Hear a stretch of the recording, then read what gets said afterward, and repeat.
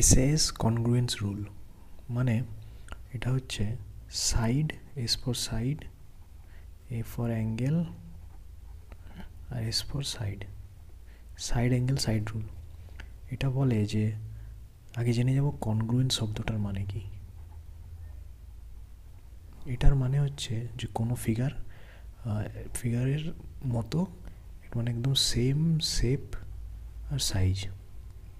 মানে যদি মনে করে এই ত্রিভুজটা আর এই ত্রিভুজটা 5 সেমির, এই বাহুটা 5 সেমি, এটা 4 সেমি, এটা 3 সেমি, আরেকটা ত্রিভুজ যদি সেম 5 সেমি, 4 সেমি আর 3 সেমি হয়, মানে দেখো এটারও 5 সেমি আছে, এটারও 5 সেমি, এটারও 4, এটারও 4, এটাও 3, এটাও 3, তো এরম যদি দুটো ত্রিভুজ থাকে তাহলে তখন বলা হবে যে এই দুটো ত্রিভুজ কনগ্রুয়েন্ট ত্রিভুজ, কনগ্রুয়েন্ট ট্রায়াঙ্গেল।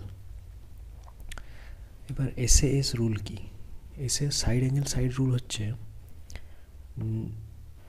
যখন কোনো ত্রিভুজের, মনে করো এখানে একটা ত্রিভুজ আছে আর একটা ত্রিভুজ আছে, তো এই ত্রিভুজের নাম দিলাম এটা এ, বি, সি, এটা পি, কিউ, আর।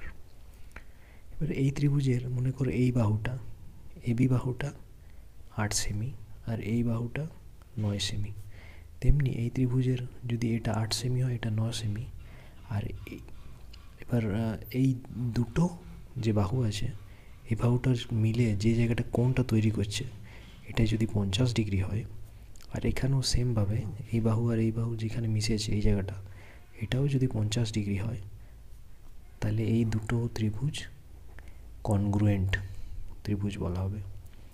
মানে সেম, মানে এটার যা মান এটারও সেম মান। যেমন এই মানে ডেফিনিশন হিসেবে যদি ধরি তাহলে বলা হবে যে কোনো ত্রিভুজের দুটি বাহু এবং ওই দুটি বাহু যেখানে মিশছে সেখানে যে কোণটা আছে ওইটা যদি আরেকটা ত্রিভুজের দুটি বাহু যেটা আছে আর ওইখানে যেখানে মিশছে ওটাও যদি কোণটা যদি সেম হয়, এটাও 50 মানে এটাও 50, বা এটা যদি যে কোনো যেই মানেই হোক না কেন, এটা যদি থিটা হয় এটাও যদি থিটা হয়, তাহলে এই দুটো ত্রিভুজকে বলা হবে কনগ্রুয়েন্ট ফিগার। এই কনগ্রুয়েন্ট কথার মানে হচ্ছে same, same shape and size, বুঝলে? তার মানে এদের এইগুলো মিলে গেল মানে বাকিগুলোও মিলে যাবে। তো এটাই হচ্ছে SAS rule, side angle side rule.